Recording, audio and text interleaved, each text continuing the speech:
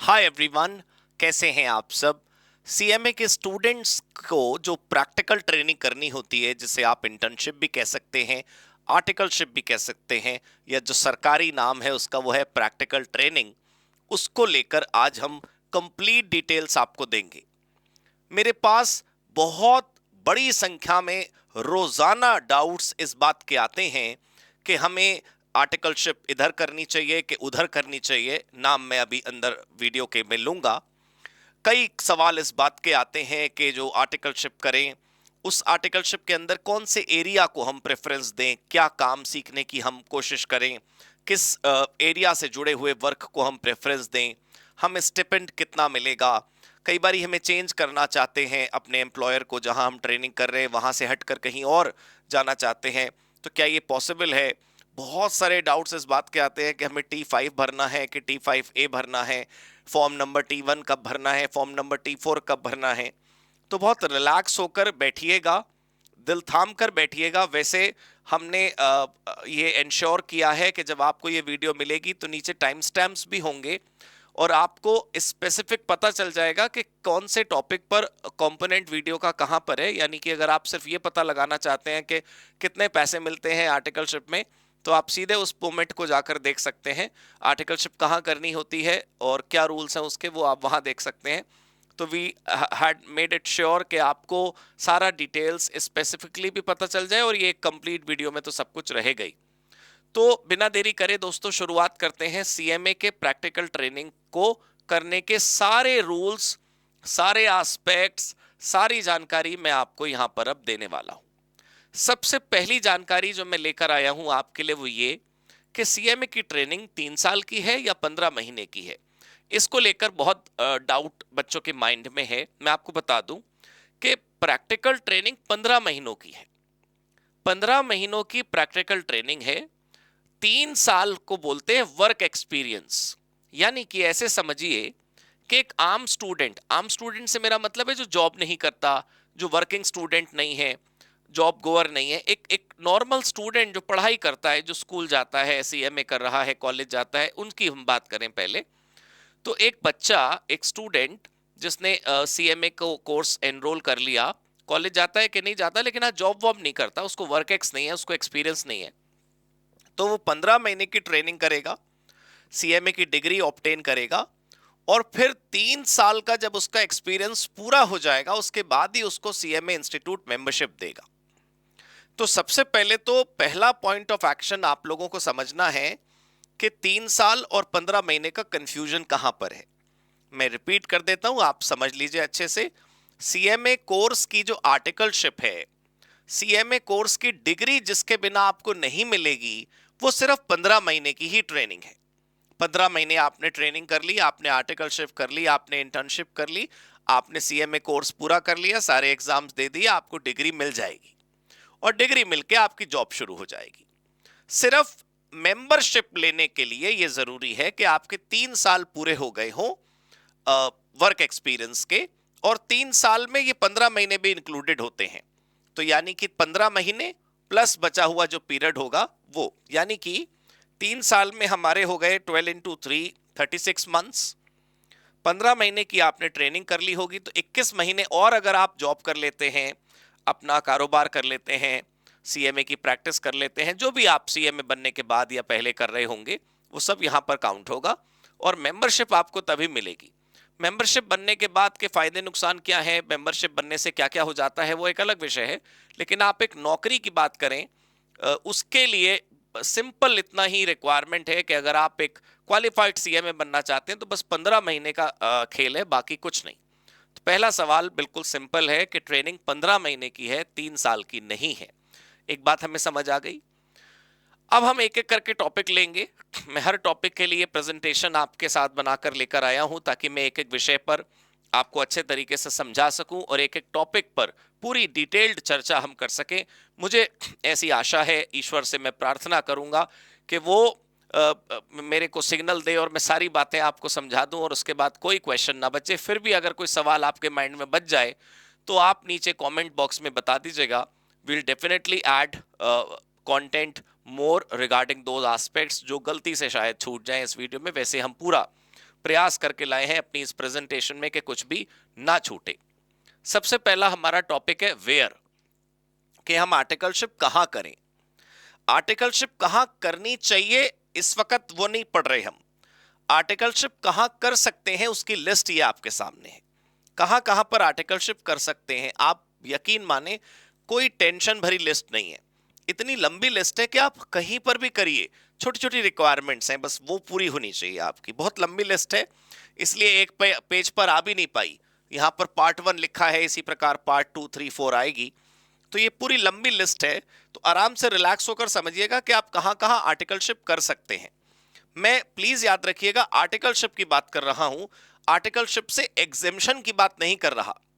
Articleship से किनको exemption मिले, कोई कहे कि भाई मैं तो 20 साल से नौकरी कर रहा हूं, मेरे को तो 5 साल हो गए नौकरी करते करते, मैं तो वर्किंग स्टूडेंट हूं, मेरे को क्यों आर्टिकलशिप करवा रहे हो, मेरे को तो एग्जेम्प्ट कर दो। मिलेगी आपको exemption, I will cover that a little letter in this video itself, but now let us focus on the articleship, on the practical training, not on the exemption. हम उन लोगों की बात नहीं कर रहे जो पहले से जॉब में हैं, वर्किंग हैं, उनकी बात भी करेंगे, बट एक नॉर्मल एक आम स्टूडेंट की बात करते हैं पहले। आप सबसे पहला ऑप्शन आपके पास है प्रैक्टिसिंग कॉस्ट अकाउंटेंट, जो सीएमएज हैं उनके पास जाकर आप आर्टिकलशिप करिए, जो प्रैक्टिस कर रहे हैं आप उनके असिस्टेंट बन के काम सीखिए। सेकंड है फर्म ऑफ कॉस्ट अकाउंटेंट्स, यानी जो सीएमए है अकेला वो तो पॉइंट 1 हो गया, 1 पॉइंट। जो अकेला सीएमए नहीं है उसकी फर्म है, मल्टीपल कॉस्ट अकाउंटेंट वहां पर है, वो दूसरा हो गया। और तीसरा क्या है देखिए, इन any of the following organisations, नीचे एक लिस्ट फिर से खुलेगी, फॉलोइंग ऑर्गेनाइजेशंस की लिस्ट में अभी आपको दिखाता हूं। नीचे दी गई ऑर्गेनाइजेशंस में भी हमारे पास ये ऑप्शंस है कि आप वहां पर भी ट्रेनिंग कर सकते हैं, आर्टिकलशिप कर सकते हैं। I repeat, I am not talking about job, I am not talking about work ex, I am not talking about working professionals, I am talking about a normal student who is undergoing training. People who want to learn exemption, people who want to know about exemption can directly go to that particular component of this video. Let me show you the list. तो दो तो हो गए cost accountant वाली line, तीसरा है any of the following. So what is that any of the following? This is the list. पहला central government, state government, semi government, public utilities, सरकार के सारे संस्थान कवर्ड हो गए। Banks, insurance companies, financial institution सारे कवर हो गए।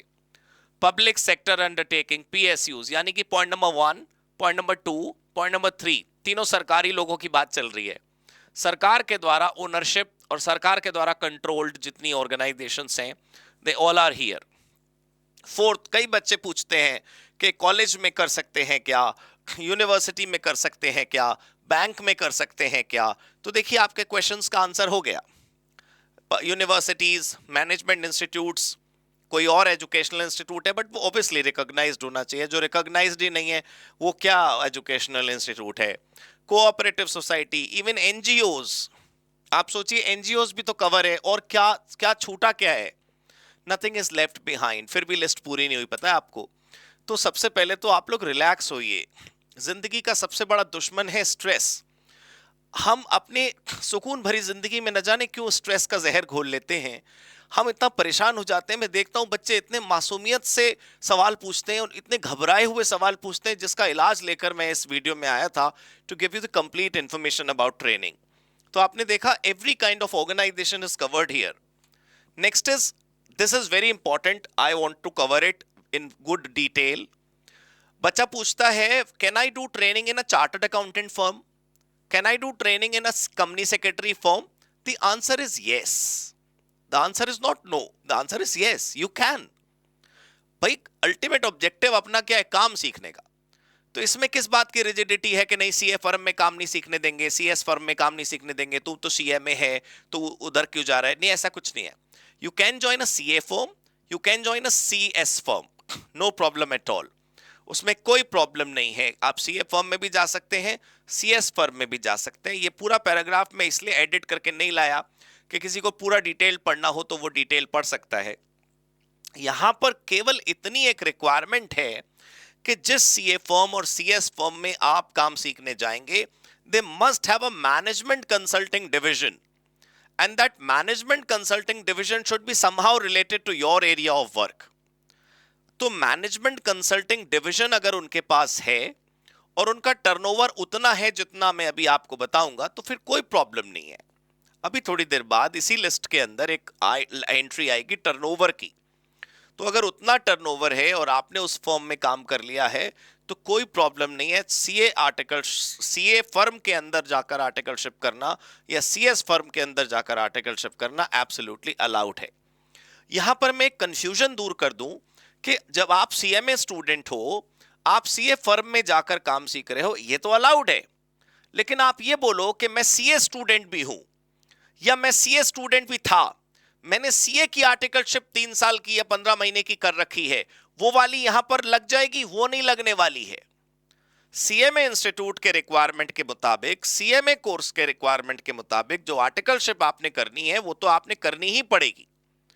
आप ये नहीं कह सकते कि मैंने सीए करते वक्त जो आर्टिकलशिप करी थी वो यहां यूज कर हो जाएगी कि नहीं, सीएस करते वक्त मैंने जो आर्टिकलशिप करी थी वो यहां पर यूज हो जाएगी कि नहीं। ऐसा कुछ नहीं होने वाला। The articleship has to be done, yes, in a CA firm allowed, in a CS firm allowed, correct? चलो, तो याद रखना है कि chartered accountancy firm, company secretary firms में ये सब कुछ अलाउड है, provided they must have a turnover. वो turnover I will show you. ठीक है, यहां पर देखें आप, management consultant in individual capacity, ये बहुत बढ़िया पॉइंट है। आपने देखा होगा कुछ ऐसे लोग हैं जैसे विवेक बिंद्रा हैं, या और भी बहुत सारे आपको मैनेजमेंट कंसल्टेंट मिल जाएंगे मार्केट में जो मैनेजमेंट कंसल्टिंग देते हैं। सोनू शर्मा, राइट, संदीप महेश्वरी, और भी मेरे को नाम और याद नहीं आ रहे इस वक्त। जो ऐसे लोग हैं ना जो मैनेजमेंट कंसल्टिंग दे सकते हैं, जो सिर्फ मोटिवेशनल स्पीकर नहीं है, they people go to the companies, they people go to the companies, discuss the problems faced by corporates. Shiv Khera, yes, वो लोग भी खुद एक मैनेजमेंट कंसल्टिंग का काम करते हैं। वो अगर इन एरियाज में करते हैं, जैसे मैंने आपको जो नाम बताए वो सॉफ्ट स्किल्स वाले मैनेजमेंट कंसल्टेंट हैं, वैसे ही कुछ ऐसे मैनेजमेंट कंसल्टेंट भी हो सकते हैं जो कॉस्ट एंड मैनेजमेंट अकाउंटिंग में काम करते हो, फाइनेंशियल अकाउंटिंग में काम करते हो, टैक्स में काम करते हो, एमआईएस में काम करते हो, सिमिलर नेचर में काम करते हो। तो ये बंदे जो खुद का काम करते हैं, खुद मैनेजमेंट कंसल्टेंट हैं, अगर ये आएंगे सीएमए करने तो इनको आर्टिकलशिप अपने अंडर ही करना अलाउड है। भाई ये लोग खुद का काम कर रहे हैं तो वो सेल्फ एंटरप्रेन्योरशिप अलाउड है for management consultant in individual capacity, या फिर आप उसके अंडर भी काम कर सकते हो। यानी कि क्या हुआ कि आप सीएमए स्टूडेंट हो और आप एक मैनेजमेंट कंसल्टेंट के अंडर काम करने लग गए। आप मैनेजमेंट कंसल्टेंट बंदा इस एरिया वाला, not only the soft skills, in area वाला जो मैनेजमेंट कंसल्टेंट है उसके अंडर रहकर आप ये काम करने लग गए तो भी वो आर्टिकलशिप के रूप में अलाउड है। अगला, any other organisation with a turnover of 25 lakhs in case of service sector and 50 lakhs in case of other than service sector, यानी 25 लाख सर्विस सेक्टर में और 50 लाख चाहे ट्रेडिंग हो चाहे मैन्युफैक्चरिंग हो, यानी गुड्स के केस में कोई भी संस्था, तो बस सिंपल है, फिर तो कोई प्रॉब्लम ही नहीं है। एमएसएमई या स्टार्टअप ऑर्गेनाइजेशन से, तो स्टार्टअप में और एमएसएमई में तो टर्नओवर की बात ही नहीं लिखी यहां पर, और एनी अदर ऑर्गेनाइजेशन। अब मेरी बात ध्यान से सुने आप। तो ये जो हमने लंबी लिस्ट देखी दोस्तों, इसमें कहीं भी आप आर्टिकलशिप कर सकते हैं, कहीं पर भी। थोड़े से इंस्टीट्यूट के रूल ट्रेनिंग के मामले में लिबरल हैं, तो आपको कोई प्रॉब्लम नहीं होगी आर्टिकलशिप के फॉर्मेलिटीज फुलफिल करने में, आर्टिकलशिप करने में, ट्रेनिंग करने में परेशान होने की कोई जरूरत नहीं है। राइट दोस्तों, let me show you the new topic, recognised area of work. तो मैंने जैसे आपको बताया लिस्ट ऑफ द ऑर्गेनाइजेशंस, वहां पर जाकर आप आर्टिकलशिप कर सकते हो, ट्रेनिंग कर सकते हो, लेकिन वहां जाकर आपको करना क्या है, वहां जाकर आप क्या काम सीखेंगे, तो वो इनमें से कुछ होना चाहिए। Management accounting, cost accounting, financial accounting, financial management, auditing, regulatory compliance, DT, IDT, corporate law, industrial law, ये वो काम है जो आपको वहां जाकर सीखने हैं। ये वो लंबी लिस्ट है, जैसे engineering services, management consultancy, teaching is also covered. Many of the students ask this question, we have a school nearby, we have a college nearby, we are getting the assistant teacher job there, freelancing में भी हम पढ़ा सकते हैं, is it allowed or not? Yes, that's allowed. Insurance, insolvency, financial services, banking, project, system operations, IT, everything is covered here. Almost almost everything is covered here. सब कुछ तो है, अब आईटी आ गया तो सब कुछ आ गया ना। तो मैं प्लीज आपको खुलकर कह रहा हूं ओपन वीडियो में कि आप आर्टिकलशिप ट्रेनिंग कहीं भी कर सकते हो और आप कोई सा भी काम कर सकते हो। इतना लंबा लिस्ट है, कहीं ना कहीं तो यार फिट हो ही जाएगा ना आपका। हाँ, जैसे टीचिंग है तो फाइनेंस, अकाउंट्स, कॉस्टिंग, टैक्सेशन और मैनेजमेंट लिखा है। Obviously you would not go to teach psychology, you would not go to teach humanities। जो आपके एरिया से कवर्ड है उसका ही तो काम सीखोगे। आपको भी तो करियर ही बनाना है ना, या आपको खाली स्टैम्प चाहिए, बस पर्चा चाहिए, आपका ही करियर खराब होगा। If you really want to have improvement in your career, you really want to improve on your skills, तो आप उसी एरिया का काम सीखने जाओगे ना। शिप खेड़ा क्या भी जाओगे तो आप उनके अकाउंट संभालने ही जाओगे, राइट? क्लियर हो गई बात? So this is done. अब हम देखते हैं exemption. Let us see exemption. Now will talk about exemption. कुछ लोग ऐसे होंगे जो सीएमए कोर्स करने आए। Let me take my own example. I joined CMA when I was already a qualified chartered accountant. बहुत रिसेंटली ही मैंने सीएमए ज्वाइन किया है। तो जब मैंने सीएमए ज्वाइन किया तो मेरे को आर्टिकलशिप नहीं करनी पड़ी, क्योंकि मैं उस कैटेगरी में फॉल कर गया जो कैटेगरी मेरे को परमिशन देती है कि आप सीएमए की प्रैक्टिकल ट्रेनिंग मत करो। कोई बात नहीं, हम आपको ऑलरेडी ट्रेंड मानते हैं। तो अब हमें पढ़ना है इस वक्त कि अगर हम सीएमए की ट्रेनिंग से एग्जेम्प्ट होना चाहते हैं तो हमारे क्या अधिकार हैं, उसके कंडीशंस क्या हैं। देखो, सबसे पहले a student who is working, जो अभी भी वर्किंग है या पहले ही वर्क कर चुका है, एज ऑलरेडी वर्कड। कहां पर? वहां पर जो मैंने तुमको लिस्ट अभी दिखाई, जो मैंने तुमको लिस्ट दिखाई ऑर्गेनाइजेशंस की, जो मैंने तुमको लिस्ट दिखाई वर्क्स की, एरियाज की, वहां पर अगर कोई बंदा पहले से ही काम कर चुका है in any of the recognised organisation as given in the list can claim exemption.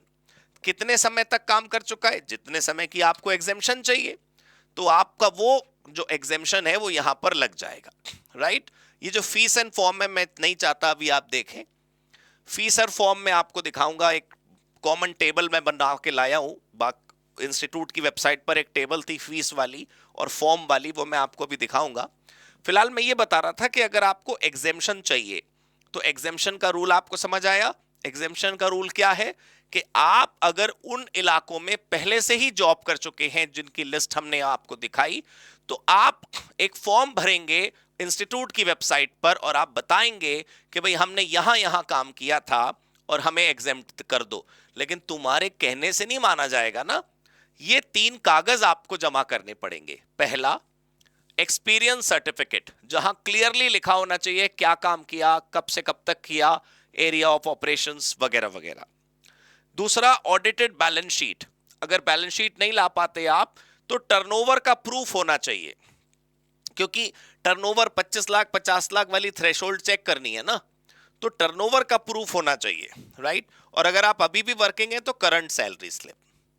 3 कागज कौन से हुए? एक्सपीरियंस सर्टिफिकेट पहला, दूसरा बैलेंस शीट, तीसरा करंट वाला सैलरी स्लिप। बैलेंस शीट नहीं है तो उसका ऑल्टरनेट क्या है? टर्नओवर का प्रूफ। कोई भी कागज जिससे टर्नओवर पता चल जाए। लेटर हेड पे भी साइन करवा दोगे तो भी चल जाएगा। मैं देखता हूं कुछ बच्चे बड़े चिंतित रहते हैं कि भाई हमारा बॉस हमको बैलेंस शीट नहीं दे रहा। हम बैलेंस शीट मांगने जाते हैं, उसको लगता है पता नहीं उसकी संपत्ति तो नहीं लुट जाएगी।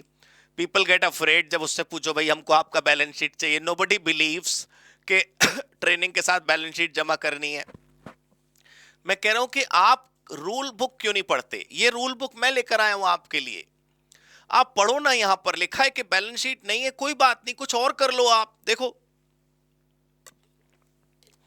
क्या लिखा है यहां पर। यहां पर लिखा है scan copy of audited balance sheet of employer और any other proof of turnover. उसके ब्रैकेट में क्या लिखा है? A letter mentioning the turnover of the company on the letter head. ये भी चलेगा। तो एक लेटर हेड पर भाई अपने बॉस को बोलना है भाई हमने इंस्टीट्यूट में अपने पेपर जमा करने हैं, उनको बताना पड़ता है कि अब जहां काम सीख रहे हो, जहां काम करते हो, उनका टर्नओवर कितना है वो आप लिख के दे दो। क्लियर हो गई बात? तो एग्जेम्पशन में हमने क्या सीखा? पहली बात कि एग्जेम्पशन जो होगी, जहां पर आप काम जो लिस्ट मैंने आपको बताई जहां पर आर्टिकलशिप के लिए अलाउड है, वहां जॉब का भी अलाउड है। अगर आप पहले से वहां पर काम कर चुके हो तो आप एक्सपीरियंस के बेसिस पर एग्जेम्पशन ले सकते हो। एक और बात मुझे बतानी है एग्जेम्पशन को लेकर, ये exemption for practising CA and CS, जो मैंने आपको अपना केस बताया।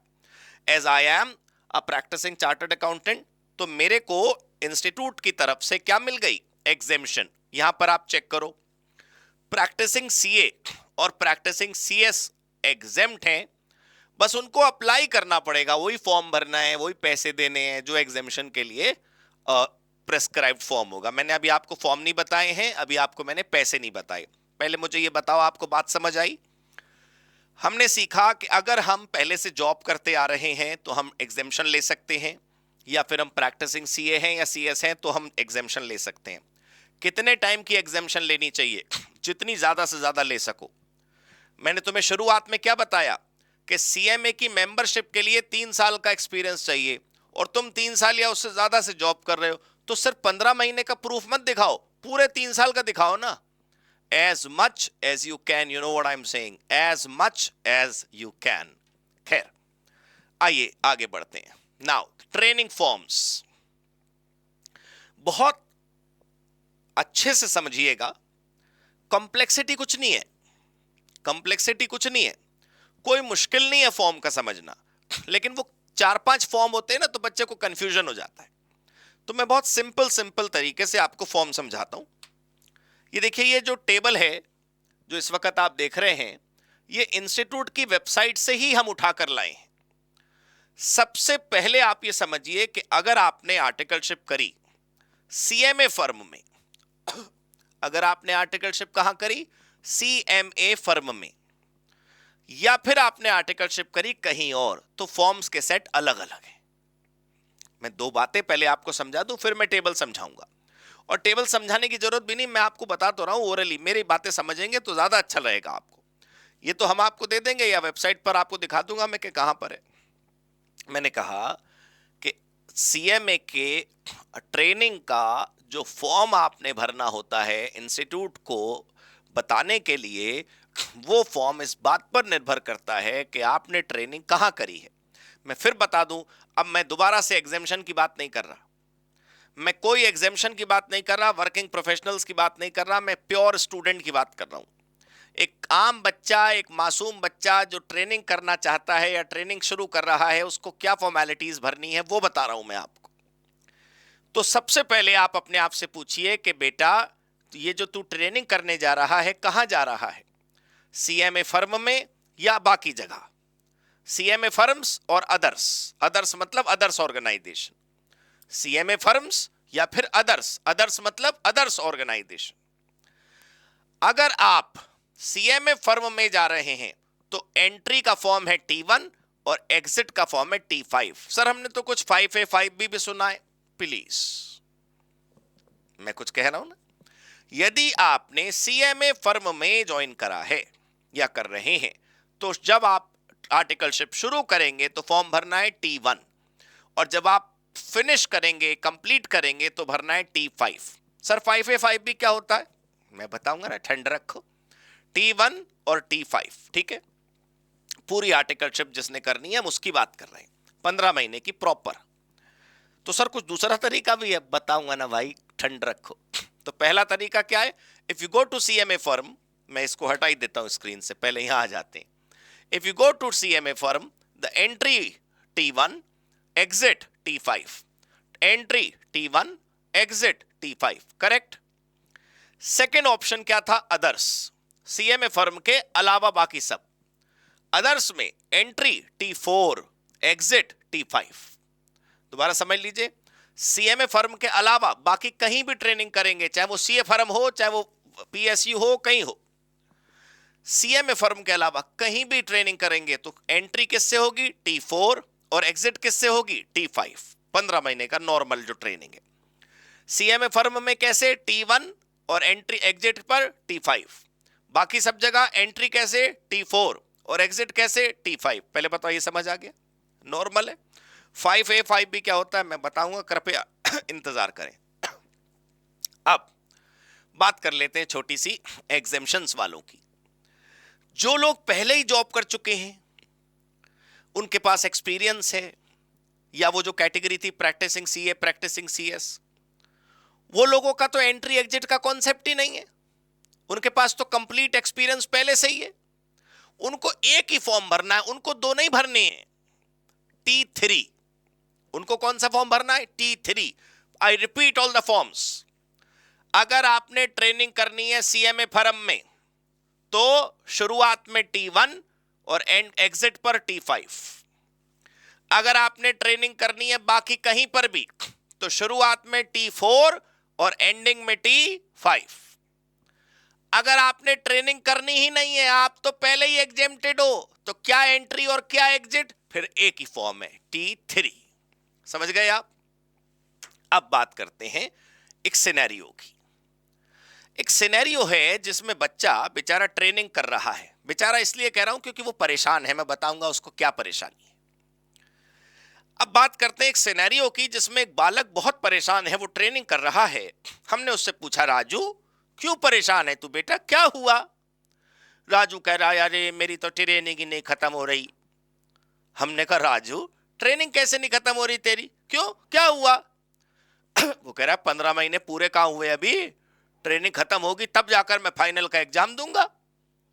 हमने कहा, अरे ट्रेनिंग खत्म हुए बिना फाइनल का एग्जाम नहीं दे सकते। मैं इसका जवाब दे दूं पहले। बिना ट्रेनिंग करे एक ग्रुप दे सकते हैं। 15 महीने में से 15 दिन की भी ट्रेनिंग नहीं करी आपने, T1, T3, T4, T5 गए तेल लेने, कोई फार्म नहीं भरा आपने, तो भी एक ग्रुप दे सकते हैं। ठीक है, एग्जाम ग्रुप 3 या ग्रुप 4, कोई भी एक, कोई प्रॉब्लम नहीं है। लेकिन वो दोनों ग्रुप निपटाने से पहले, या एक पास है और अगला ग्रुप निपटाने से पहले, मतलब फाइनल कंप्लीट एग्जाम देने से पहले, तो वो 15 महीना पूरा करना है। इसलिए राजू परेशान है। हमने कहा, राजू बेटा क्यों परेशान है, क्या हुआ? कह रहा है, अरे मैंने एक ग्रुप तो पहले दे दिया था, वो तो मेरा पास है, अब मेरा एक ग्रुप बचा है दूसरा खाली, 4 या 3 जो भी, वो तभी तो दूंगा ना जब 15 महीने पूरे होंगे। मेरे को तो अभी 15 महीने पूरे ही नहीं हो रहे और एग्जाम सिर पर आ रहे हैं। हमने राजू से पूछा, राजू है कैसी बात कर रहा है, परेशान नहीं होते, तू टेंशन ना ले ना। कितने महीने हो गए तेरे को आर्टिकलशिप कंप्लीट करे, कितने कितने महीने हो गए करते हुए? कह 10 हो गए, अभी तो 5 बचे हैं। हमने कहा, बस बल्ले बल्ले। रूल सुनिए आप, यदि आप एग्जाम देने में कठिनाई महसूस कर रहे हैं क्योंकि 15 महीने आपके पूरे हुए नहीं लेकिन 10 हो गए, तो भी आप एग्जाम दे सकते हैं 5A भर के। यह है 5A और 5B। बहुत ध्यान से समझिएगा, वीडियो रिवाइंड करके पहले वो सुन लेना T5 क्या था, प्योर कंप्लीशन। हम एक विशेष सिनेरियो के लिए 5A 5B की बात कर रहे हैं, विशेष परिस्थिति जिसमें एक मासूम ट्रेनिंग में फंसा है। मैं यही शब्द इस्तेमाल कर रहा हूं, ट्रेनिंग में फंसा है, लेकिन उसका ऑब्जेक्टिव है डिग्री पाना। 15 महीने पूरे नहीं हो पाएंगे एग्जाम तक, वो कैसे करे एग्जाम में अपीयर? उसके लिए ये परमिशन है कि तू 10 महीने पूरे करके इंस्टीट्यूट को बता दे, भैया मेरे 10 महीने हो गए, मैं पेपर देने दो प्लीज। तो 10 महीने पूरे होने का इंटीमेशन है 5A, और पेपर दे लो। अब सर 10 महीने पूरे हुए थे तो हमने 5A दे दिया था, 15 जब हो जाएंगे तो 5B। समझ गए आप? हर दुनिया के हर सीएमए के स्टूडेंट पर 5A 5B एप्लीकेबल नहीं होते। मान लो यार मेरा सीएमए का फाइनल का एग्जाम ड्यू है दिसंबर में, दिसंबर 25, दिसंबर 26, कभी भी, और मैं बिजी हूं, मेरा मैच है ऑस्ट्रेलिया में क्रिकेट का, आई एम वेरी बिजी। मैं तो कह रहा हूं भैया और 1 साल बाद पेपर दे दूंगा, अभी मैं अपनी आर्टिकलशिप पहले पूरी कर लेता हूं, मेरे जितने देशों में मैच चल रहे हैं मैं वो खेलाता हूं टूर्नामेंट, और फिर आके देखूंगा कब पेपर दूंगा, आई एम बिजी, प्रॉब्लम में हूं मैं। तो मेरे को 5A 5B का चक्कर पालने की जरूरत नहीं है। मेरी तो आर्टिकलशिप 15 महीने की जब पूरी होगी मैं तो सीधे T5 भरूंगा। 5A 5B दोस्तों उसके लिए है जो 10 महीने पूरे होने पर बताना चाहता है इंस्टीट्यूट को कि मुझे पेपर देने दो।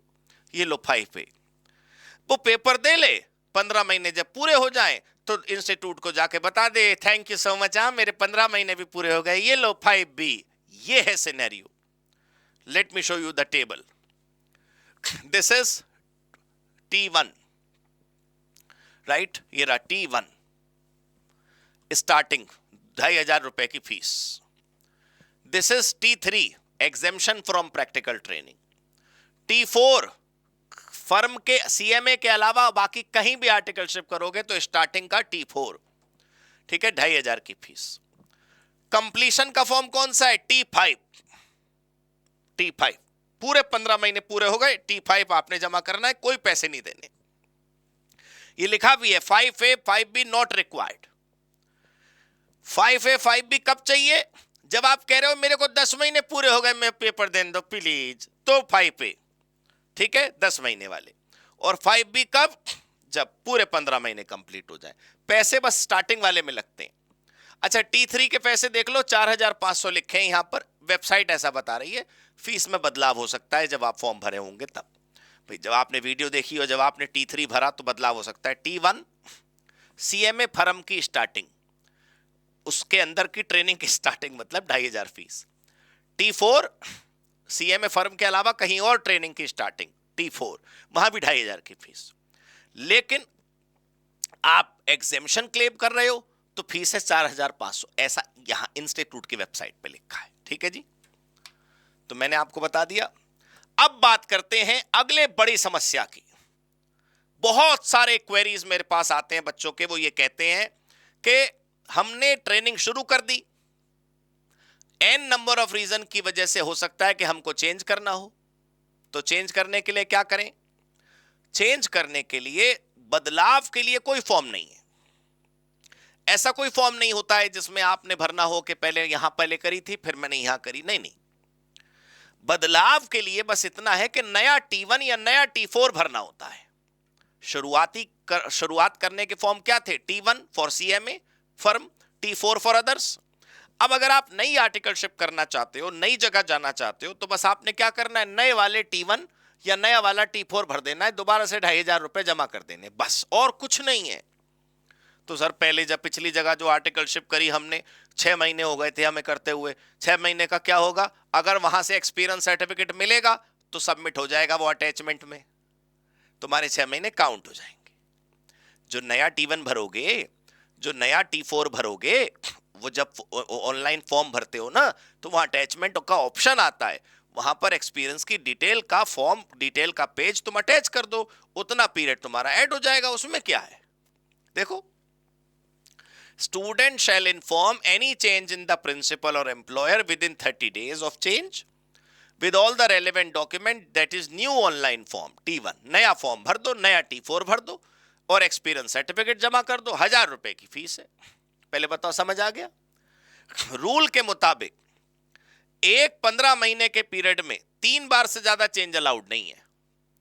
नहीं सर, हमारे भैया ने तो 4 बार चेंज करी थी, वो परमिशन मिल गई होगी। नियम के मुताबिक 15 महीने के एक स्लॉट में 3 बार से ज्यादा आप प्रिंसिपल एम्प्लॉयर चेंज नहीं कर सकते। ये है स्टिपेंड। स्टिपेंड मतलब वो पैसे जो हमको मिलते हैं अगर हम आर्टिकलशिप करने जाते हैं। इसमें एक बहुत बड़ा डिफरेंस है CMA फर्म में और अदर्स में। अगर आप CMA फर्म में आर्टिकलशिप ट्रेनिंग करने जाते हैं तो देखिए, पहले साल आपको मिलेंगे 2,000 रुपए, दूसरे साल 3,000 रुपए, तीसरे साल 4,000 रुपए पर मंथ है। ये 2,000, 3,000, 4,000, मतलब ये मिनिमम है, इतने तो मिलेंगे ही, ठीक है। CMA फर्म के केस में मिनिमम है, अगले पेज पे कुछ और होगा। CMA फर्म के केस में मिनिमम है जो लिखे हुए हैं, इतने तो पक्का मिलेंगे। लेकिन जो अगला पेज आएगा, CMA फर्म के अलावा अदर्स PSUs या जो भी, वहां अगर आर्टिकलशिप करोगे तो जो स्टिपेंड मिलेगा वो रिकमेंडेशन है, केवल मैंडेटरी कुछ नहीं है। देखो, अगर CMA फर्म के अलावा कहीं और आपने ट्रेनिंग करी है तो पहले साल देखो कितने पैसे मिलेंगे। ये इस बात पर डिपेंड करता है, एक तो आपका लेवल क्या है, आप इंटर पर पढ़ रहे हैं, राइट, या फिर आप इंटर पढ़ चुके हैं, फाइनल पढ़ रहे हैं, या फिर आप फाइनल भी क्वालिफाई कर चुके हैं, एग्जाम पास हो गए, आर्टिकलशिप बची है। तो इसके हिसाब से आपके आर्टिकलशिप में मिलने वाले पेमेंट जो है वो बढ़ती जाएगी। और यहां पर आप देख रहे हैं शहरों के नाम, category X, category Y, category Z. मैं उसका पीडीएफ भी आपके लिए लेकर आया हूं, मैं उसका पीडीएफ भी आपको दिखा दूंगा कि कैटेगरी एक्स में कौन से शहर आते हैं, वाई में कौन से आते हैं, जेड में कौन से आते हैं, और इसकी लिस्ट हम आपको नीचे डिस्क्रिप्शन में लिंक दे देंगे, वहां से डाउनलोड कर सकते हैं। ये वाली प्रेजेंटेशन भी आप डाउनलोड कर लीजिएगा, मैं वहां पर उसका पीडीएफ भी लगवा दूंगा। 20,000 कैटेगरी एक्स में है, फॉर एग्जाम्पल बता रहा हूँ। 18,000 कैटेगरी वाई में है, और कैटेगरी जी में 15,000 है। तो आप समझ गए होंगे ये टीयर 1 सिटी है, मतलब बड़े शहर। T2 उससे थोड़े छोटे शहर, T3 उससे थोड़े छोटे शहर। उसके महंगाई दर के हिसाब से ये अमाउंट बनाया गया है, और आपके लेवल के हिसाब से ये अमाउंट बढ़ गया है। अगर आपका सीएमए पूरा हो चुका है और आपका पहले साल का आर्टिकलशिप है, तो 42,000 रुपये भी आपको मिल सकते हैं। ये पूरा चार्ट आपको मिल जाएगा, आप देख लीजिएगा। बट ये रिकमेंडेशन है। सीएमए इंस्टीट्यूट किसी ऑर्गेनाइजेशन में तो प्रेशर नहीं डाल सकता ना। सीएमए इंस्टीट्यूट ने ये वाले जो 2,000, 3,000, 4,000 का रूल बनाया, ये तो सीएमए इंस्टीट्यूट ने अपने सीएमएस पे लगवा दिया, मिनिमम इतने मिलेंगे ही मिलेंगे। लेकिन अगर आप कहीं और आर्टिकलशिप करोगे तो सीएमए इंस्टीट्यूट भारत पेट्रोलियम को कैसे बोल देगा भाई तो इतने तो देने ही पड़ेंगे। ये रिकमेंडेटरी है, ठीक है, क्लियर। अब बात करते हैं अगले टॉपिक की, जो है लीव। बहुत कम बच्चे जानते होंगे कि छुट्टियों के रूल क्या हैं, मैं वो भी क्लियर करने आया था। अगर आप ट्रेनिंग कर रहे हैं, प्रैक्टिकल ट्रेनिंग, तो हर महीने एक पेड लीव आपको अलाउड है, ठीक है। मैं उम्मीद करता हूं कि सभी जगह ऐसा रूल फॉलो होता होगा, एक क्या एक से ज्यादा आपको अलॉट होती होंगी, लेकिन हर महीने एक लीव आपको अलाउड है, पेड लीव। इसके पैसे नहीं कट सकते आपके ट्रेनिंग पीरियड में, 15 महीनों में। और उस 15 महीनों में 60 दिन की स्टडी लीव अलाउड है। 15 महीनों में 60 दिन की स्टडी लीव अलाउड है एग्जाम के लिए। बल्ले बल्ले। हो सकता है आप में से बहुत स्टूडेंट्स को यह बात पता ही ना हो, तो आप अपने प्रिंसिपल से, अपने एम्प्लॉयर से, प्रिंसिपल मतलब जिसके अंडर आप ट्रेनिंग कर रहे हैं, उसका दूसरा नाम हो सकता है एम्प्लॉयर, आप उससे प्रार्थना करें कि हमें एग्जाम के लिए, पढ़ाई के लिए छुट्टी दे दें। 60 दिन का स्टडी लीव अलाउड है। हाँ, उससे ज्यादा ले लिया आपने तो आर्टिकलशिप कंप्लीशन नहीं माना जाएगा, पहले उतने दिन आपने काम करना पड़ेगा, ठीक है। चलो अगला विषय देखते हैं, यह वर्किंग आवर्स। इस पर भी बहुत कम चर्चा होते देखी है मैंने, बहुत कम डिस्कशंस मैंने सुने हैं इस पर होते हुए कि कितने घंटे आप काम कर सकते हैं, और ये बहुत इंटरेस्टिंग है। 35 आवर्स पर वीक, 35 घंटे। देखिए, the working hours of a cost and management trainee shall be 35 hours per week. इससे ज्यादा काम नहीं करवाया जा सकता आपसे। अब आप सोचिए, 35 घंटे को अगर मैं 5 से डिवाइड कर दूं तो 7 घंटे प्रतिदिन निकलते हैं, 7 घंटे केवल। सैटरडे संडे की छुट्टी मानी है भाई साहब मैंने, तो 2 तो छुट्टी वो मिल गई आपको, प्योर वीकेंड प्रॉपर। और 5 जो दिन बचे वर्किंग के, उसमें भी 7-7 घंटे काम करना है। कोई 9 आवर्स की शिफ्ट की जरूरत नहीं है, 12 घंटे की शिफ्ट की जरूरत नहीं है। कभी कभी दोस्तों काम होता है तो आपको भी समझना चाहिए, कभी कभी प्रॉब्लम्स होती हैं तो आपको भी उन सॉल्यूशन का हिस्सा बनना चाहिए। कोई लास्ट डेट है, कोई असाइनमेंट आया है, कोई बड़ा प्रोजेक्ट है, you have to adjust, right. But otherwise general 35 hours is the maximum time. Second best point, अगली बहुत बढ़िया बात क्या है कि अगर आपने कोई सेमिनार ज्वाइन करी, कॉन्फ्रेंस ज्वाइन करी, कोई कोर्स ज्वाइन करा, कौन सा कोर्स, कौन सी सेमिनार, कौन सी कॉन्फ्रेंस, जो सीएमए इंस्टीट्यूट करवा रहा है, चाहे हेड ऑफिस चाहे ब्रांच ऑफिस, तो उतने आवर आपके वर्किंग के ही माने जाएंगे। मतलब 4 घंटे की कोई कॉन्फ्रेंस आपने अटेंड करी तो वो 4 घंटे आपकी प्रेजेंट ही लगेगी ऑफिस में, उसकी आपकी एब्सेंट नहीं लग सकती। दोस्तों, हमने आपको जो ये पूरा का पूरा रूल बताया, बस मैं XYZ सिटीज के नाम और दिखा दूं आपको, फिर उसके बाद इस वीडियो को एंड करेंगे। लेकिन आप यकीन मानिए, मैंने आप लोगों के कंफ्यूजन को दूर करने के लिए ये वीडियो बनाई है, प्लीज इसका फायदा उठाइएगा। आइए देखते हैं XYZ शहरों की लिस्ट। अब हमारे सामने है उन शहरों की लिस्ट जिनको अलग अलग कैटेगरीज में बांटा गया है। मैं आपको दिखा देता हूं कैसे है ये रूल। यहां पर राज्यों के नाम लिखे हैं या यूनियन टेरिटरीज के नाम लिखे हैं। फॉर एग्जाम्पल, मैं थोड़ा सा जूम आपके लिए करके दिखाता हूं। देखिए, फॉर एग्जाम्पल हम बात करते हैं ये आंध्र प्रदेश और तेलंगाना की।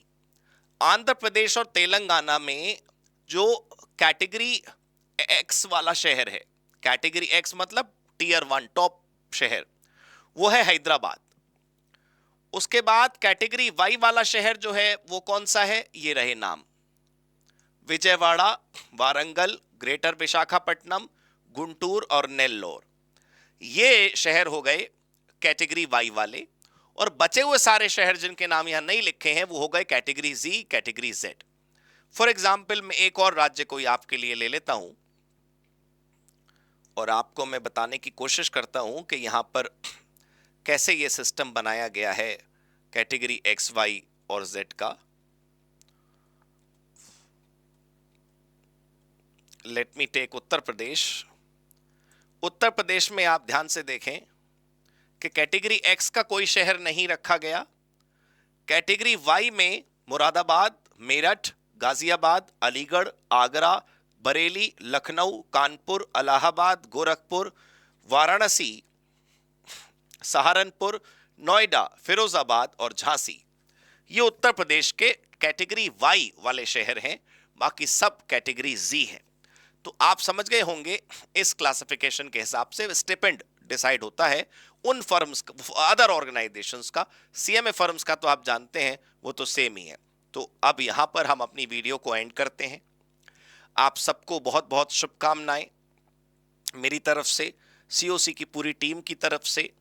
आपको ट्रेनिंग अवश्य मिले, जल्दी मिले, अच्छी मिले, अच्छा काम सीखें, बढ़िया पैसा आप कमाएं, बहुत नॉलेज लें। राइट, ये बहुत ज़रूरी है, इसलिए मैंने ये सारी शुभकामनाएं आपको दी। और कोई भी कन्फ्यूजन अगर आपको होता है तो जो हमारे पेड स्टूडेंट्स हैं वो मुझे मेरे डाउट सेशन वाले नंबर पर भेज दें, और जो बाकी हमारी ऑडियंस है वो नीचे कमेंट बॉक्स में ज़रूर इन सवालों को लिखे। हम अवश्य उनको आंसर करने की कोशिश करेंगे, either in the text manner या फिर एक सेपरेट वीडियो बनाकर will try to solve each of your problem. Thank you so much, God bless you, good bye, happy CMA, happy COC।